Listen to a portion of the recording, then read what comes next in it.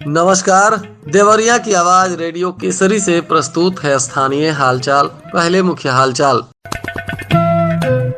फतेहपुर हत्याकांड वाले भूमि विवाद में प्रेमचंद यादव के पक्ष में तहसीलदार का आया फैसला।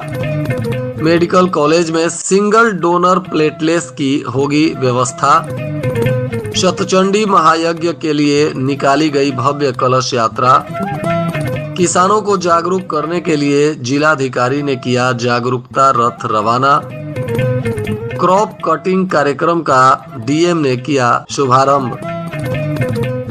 स्थानीय हालचाल के इस अंक के साथ मैं अनिकेत मिश्र। अब हालचाल विस्तार से। फतेहपुर हत्याकांड में जहां आधा दर्जन लोगों की मौत हो गई, इस मामले में जो भूमि विवाद को लेकर हत्याकांड हुआ था उसमें एक चौंकाने वाला तहसीलदार का फैसला आया है। दरअसल मृतक प्रेमचंद यादव की इस फैसले में जीत बताई जा रही है। भाटपा रानी के तहसीलदार चंद्रशेखर वर्मा ने 13 अक्टूबर को अपने आदेश में मृतक प्रेमचंद यादव के पक्ष में फैसला देते हुए राजस्व निरीक्षक को उनके वारिसों का नामांतरण करने का निर्देश दिया है। तहसीलदार कोर्ट में प्रेमचंद यादव और रामाजी यादव ने 5 जुलाई 2014 को एक नामांतरण वाद दाखिल किया था, जिसमें जमीन को लेकर फतेहपुर गांव के पूर्व जिला पंचायत सदस्य प्रेमचंद यादव ने दाखिल खारिज को लेकर आवेदन दिया था और इसमें भाटपा रानी के तहसीलदार चंद्रशेखर वर्मा ने सुनवाई करने के बाद अब प्रेमचंद यादव के परिजनों के नाम से जमीन का दाखिल खारिज करने का निर्देश दिया है। बताया जा रहा है कि प्रेमचंद यादव बनाम ज्ञान प्रकाश दुबे के दाखिल खारिज के वाद में केहुनिया गांव के मूल निवासी सत्य प्रकाश दुबे ने आपत्ति दाखिल किया था। आपत्ति में सत्य प्रकाश ने बताया था कि ज्ञान प्रकाश उनके सगे भाई हैं जो कमजोर दिमाग के हैं। प्रेम प्रकाश और उनके भाई ने उन्हें बहला फुसलाकर रुद्रपुर और भाटपा रानी तहसील स्थित पैतृक जमीनों का बिना रुपए दिए बैनामा करा लिया है। इसी को लेकर यह सुनवाई चल रही थी, जिसमें यह फैसला आया है।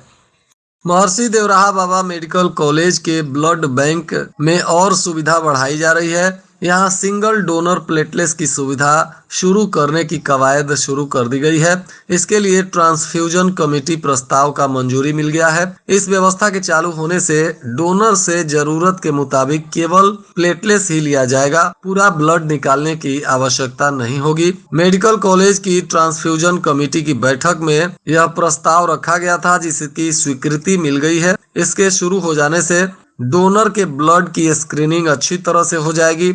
वहीं गंभीर बीमारी के संक्रमण के खतरे से भी बचाव हो सकता है। डेंगू के मरीज बढ़ने से इस तरह की काफी समस्याएं आ रही हैं। अब इन मशीनों के शुरू होने से डेंगू के मरीजों को बेहतर चिकित्सकीय सुविधा दी जा सकेगी। जिलाधिकारी अखंड प्रताप सिंह ने किसानों को जागरूक करने के लिए एक जागरूकता रथ को रवाना किया। यह 4 प्रचार वाहनों के रूप में अलग अलग जगहों पर जाकर किसानों को जागरूक करेगा। कृषक जागरूकता हेतु इन वाहनों के माध्यम से पंपलेट भी वितरित किए जाएंगे। ये प्रचार वाहन जनपद के समस्त 16 विकास खंडों में भ्रमण कर कृषकों के बीच फसल अवशेष जलाने से होने वाले नुकसान के बारे में जानकारी देंगे। जिलाधिकारी ने कहा कि promotion of agriculture mechanisation for in situ of crop residue योजना के अंतर्गत फसल अवशेष यानी पराली जलाने से होने वाले दुष्परिणामों के बारे में कृषकों को जानकारी दी जाएगी। फसल अवशेष जलाना दंडनीय अपराध है। यदि कोई भी किसान कृषक अवशेष जलाता हुआ पाया जाएगा तो कृषि भूमि का 2 एकड़ से कम होने की दशा में अर्थदंड 2500 रुपए प्रति घटना और 5 एकड़ तक के किसानों को 5000 रुपए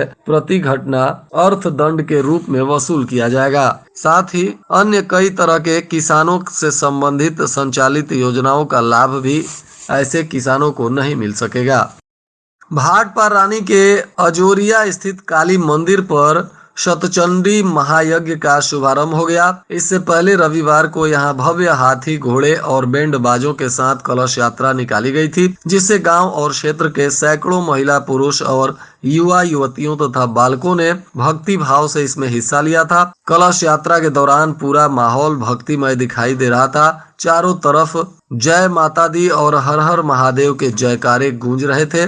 कलश यात्रा के बाद पुनः जब यज्ञ का कार्यक्रम प्रारंभ हो गया है तो भारी संख्या में श्रद्धालु यज्ञ स्थल पर पहुंच रहे हैं और भक्ति पूजन करते हुए यहाँ चल रहे भक्तिमय कार्यक्रमों का भी आनंद ले रहे हैं। जिलाधिकारी अखंड प्रताप सिंह की उपस्थिति में ग्राम पंचायत खोरा राम में धान फसल कटाई का आयोजन किया गया। इसके माध्यम से जनपद में प्रति हेक्टेयर धान की औसत उपज 57 क्विंटल आकलित की गई। इस आंकड़े का उपयोग जनपद में कुल धान उत्पादन के आकलन करने तथा प्रधानमंत्री फसल बीमा योजना अंतर्गत क्षतिपूर्ति एवं दैवीय आपदा की स्थिति में फसल को होने वाली क्षति का मुआवजा देने के मामले में किया जाएगा। जिलाधिकारी ने कहा कि जनपद में धान कटाई प्रारंभ हो चुकी है। 1 नवंबर से सरकारी क्रय केंद्रों में धान खरीद भी प्रारंभ होगी। जनपद में 136 धान क्रय केंद्र बनाए गए हैं। धान का न्यूनतम समर्थन मूल्य 2183 रुपए निर्धारित किया गया है। उन्होंने जनपद के समस्त कृषकों को शुभकामनाएं दी और अतिरिक्त उत्पादन को सरकारी धान क्रय केंद्र पर विक्रय करने का अनुरोध किया। इस अवसर पर प्रभारी सांख्यिकी अधिकारी आयुक्त कार्यालय प्रवीण चौधरी सहित विभिन्न अधिकारी भी मौजूद रहे।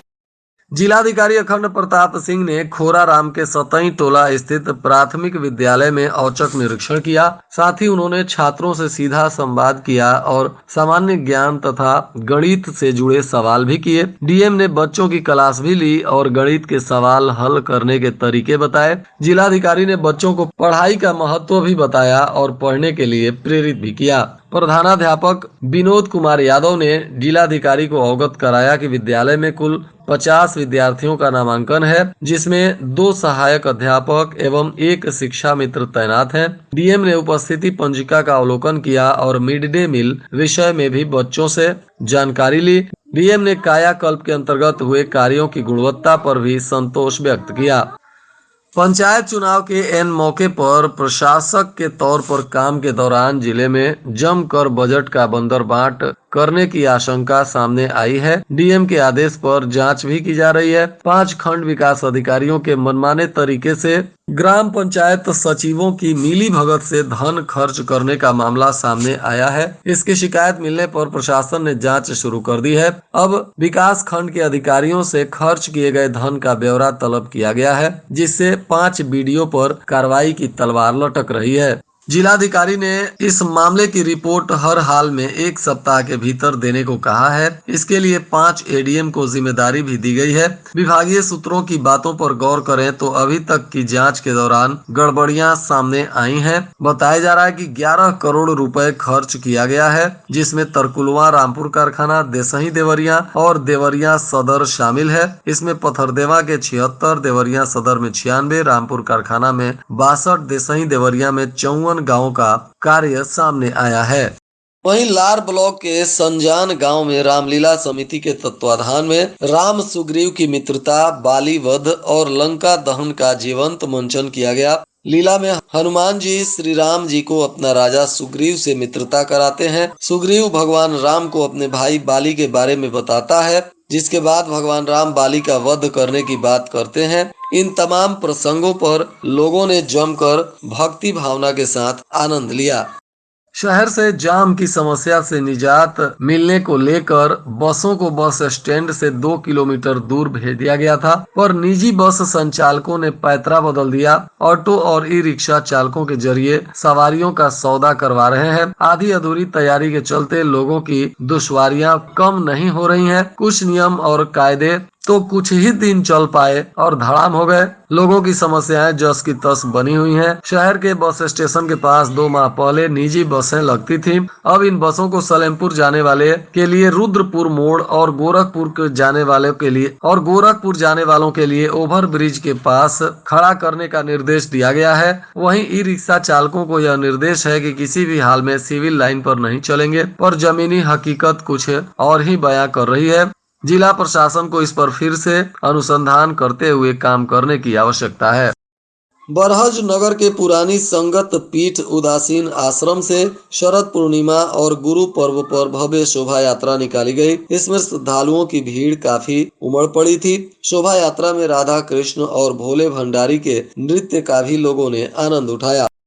जिलाधिकारी अखंड प्रताप सिंह के निर्देशानुसार मिशन शक्ति 4.0 कार्यक्रम के अंतर्गत 31 अक्टूबर को अपराह्न 2 बजे विकास भवन के गांधी सभागार में हक की बात जिलाधिकारी के साथ कार्यक्रम का आयोजन किया जाएगा। इसमें यौन हिंसा, लैंगिक असमानता, घरेलू हिंसा और दहेज हिंसा इत्यादि के बारे में संरक्षण, सुरक्षा तंत्र, सुझावों, सहायताओं को लेकर न्यूनतम 2 घंटे के लिए पारस्परिक संवाद स्थापित किया जाएगा। जिला विधिक सेवा प्राधिकरण देवरिया के तत्वाधान में अपर जिला एवं सत्र न्यायाधीश के साथ कई पदाधिकारियों ने राजकीय बाल गृह एवं पाथ वात्सल्य खुला आश्रय गृह का औचक निरीक्षण किया और वहां तैनात पदाधिकारियों को आवश्यक दिशा निर्देश दिए।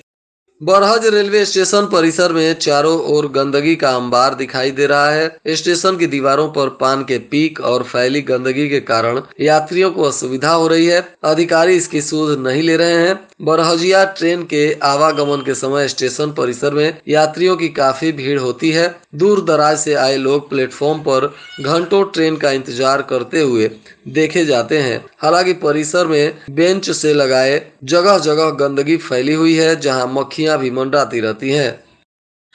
और आज के मौसम का तापमान देवरिया में न्यूनतम 21 डिग्री सेल्सियस और अधिकतम 30 डिग्री सेल्सियस रहने की संभावना है। अंत में मुख्य हालचाल एक बार फिर। फतेहपुर हत्याकांड वाले भूमि विवाद में प्रेमचंद यादव के पक्ष में तहसीलदार का आया फैसला। मेडिकल कॉलेज में सिंगल डोनर प्लेटलेट्स की होगी व्यवस्था। शतचंडी महायज्ञ के लिए निकाली गई भव्य कलश यात्रा। किसानों को जागरूक करने के लिए जिलाधिकारी ने किया जागरूकता रथ रवाना। क्रॉप कटिंग कार्यक्रम का डीएम ने किया शुभारंभ। इसके साथ ही रेडियो केसरी से प्रसारित स्थानीय हालचाल का यह अंक समाप्त हुआ। नमस्कार।